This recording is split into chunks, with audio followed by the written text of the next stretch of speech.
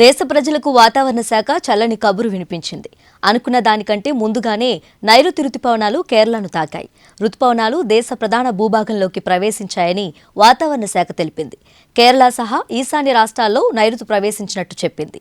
IMD అంచనా వేసిన కంటే 2 రోజుల ముందుగానే రుతుపవనాలు కేరళను తాకాయి.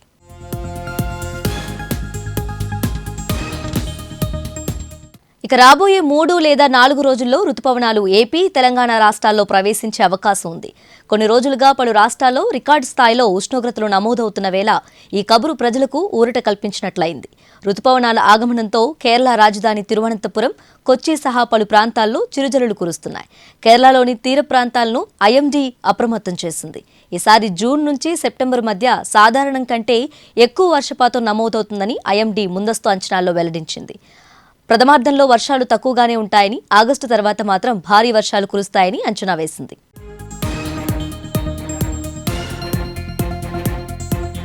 నైరుతి రుతుపవనాలు దక్షిణ అరేబియా సముద్రంలోని ఎక్కువ ప్రాంతాలు, మాల్దీవులు, కొమరిన్ ప్రాంతాల్లోకి విస్తరించాయి.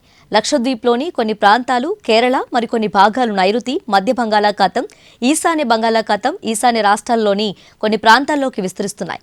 వారం ముందుగానే రుతుపవనాలు పురోగమిస్తుండటంతో ఈ సీజన్లో సమృద్ధిగా వర్షాలు కురిసే అవకాశం ఉందని వాతావరణ శాఖ ప్రకటించింది.